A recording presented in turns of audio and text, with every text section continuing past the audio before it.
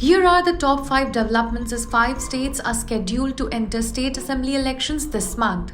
Prime Minister Narendra Modi on Wednesday launched the 24,000 crore Pradhan Mantri Particularly Vulnerable Tribal Groups PMPVTG mission for the holistic development of around 28 lakh PVTGs in the country. Under the mission, basic facilities such as road and telecom connectivity, electricity, safe housing, clean drinking water and sanitation, improved access to education, health and nutrition, and sustainable livelihood opportunities will be provided to PVTG habitations, which are mostly remote, scattered, and inaccessible, an official statement said. Prime Minister Narendra Modi on Wednesday unveiled projects worth around 7,200 crore for Jharkhand, including rail, road, education, coal, petroleum, and natural gas here. The projects inaugurated include the new campus of IIM Ranchi, a new hostel for IIT ISM Dhanbad, petroleum oil and lubricants depot in Bokaro, doubling of railway tracks in Hatia Pakra, Talgaria Bokaro, and Jarangdeep Patratu sections. Priyanka Gandhi Vadra on Wednesday attacked Union Minister and her former party colleague Jyotiraditya Scindia, calling him a traitor. Priyanka was addressing a rally to canvass for the Congress candidate in the Datia Assembly seat of Madhya Pradesh, which will go to polls on November 17th. और देखिए, दरअसल एक बात समझ लीजिए, इनके जो सारे नेता हैं ना, बड़े विचित्र टाइप के नेता हैं।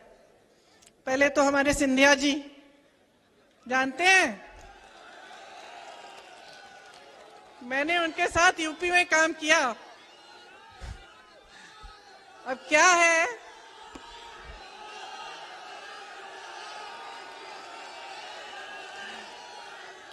कि कद में थोड़े छोटे पड़ गए हैं? लेकिन अहंकार में तो भाई वाह। जब हम काम कर रहे थे यूपी में काम कर रहे थे, तो देखो यूपी वालों की, तो हम भी यूपी के हैं, आदत है हम लोग शिकायत, गुस्सा, नाराजगी सब निकाल देते हैं। महाराज बोलने की आदत नहीं है। लेकिन भैया उनके पास जो भी कार्यकर्ता जाता था, कहते हैं दीदी कि हम क्या करें, महाराज कहना पड़ता है, हमारे मुंह से नहीं निकलता तो फिर कुछ काम ही नहीं होता हमारा। वैसे उन्होंने अपने परिवार की परंपरा अच्छे से निभाई है। विश्वासघात तो बहुतों ने किया है, लेकिन इन्होंने ग्वालियर और चंबा की जनता के साथ विश्वासघात किया है। आपके पीठ में छुरा भोंका है, बनी बनाई सरकार को गिरा दिया, और वो बनी बनाई सरकार आपकी थी, आपने वोट दिया था उसको। Reiterating his party's demand for a caste census, Congress leader Rahul Gandhi on Wednesday said, the day the other backward classes, Dalits and tribals learn about their actual population, the country will change forever. Speaking at a rally in Chhattisgarh Bemtara district, ahead of the second phase of assembly elections on November 17, he accused Prime Minister Narendra Modi of not taking a clear stand on the issue. चलिए guarantee की बात करते हैं। भाई और बहनों, जिस दिन मैंने जाति जनगणना की बात शुरू की, जिस दिन मैंने कहा कि देश में जाति जनगणना होनी चाहिए,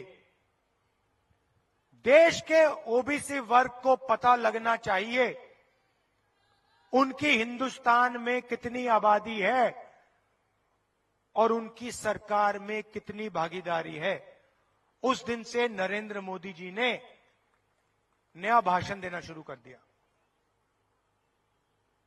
नया भाषण पहली बार मैंने सुना नरेंद्र मोदी जी का ऐसा भाषण। पहले कहते थे, भाइयों और बहनों, मैं ओबीसी हूं। याद है आपको? याद है? हर भाषण में Narendra Modi OBC, Narendra Modi OBC, Narendra Modi OBC. मैंने कहा जाति जनगणना होनी चाहिए। नरेंद्र मोदी जी कहते हैं, भाइयों और बहनों, देश में कोई जात नहीं है, देश में सिर्फ गरीब है। जब ओबीसी को हक देने की बात आई, जब जाति जनगणना की बात आई, तो नरेंद्र मोदी जी कहते हैं हिंदुस्तान में कोई जात ही नहीं है, सिर्फ गरीब है। Congress President Mallikarjun Kharge on Wednesday credited vision and policies of governments headed by his party over decades for big dams, ushering in green and white revolutions, setting up premier engineering and medical institutions in the country. हमारे देश को एक बहुत बड़ा आधुनिक भारत अगर किसी ने बनाया वो पंडित जवाहरलाल नेहरू जी ने बनाया।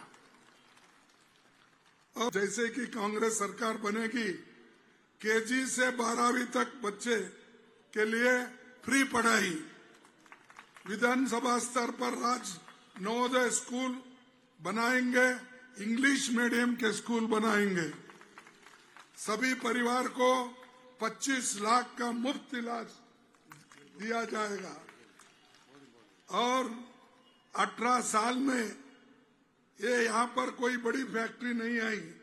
ये सारे वायदे हमने जो किए हैं वो सभी वायदे हम पूरा करेंगे और आप लोग मजबूती से रहना चाहिए।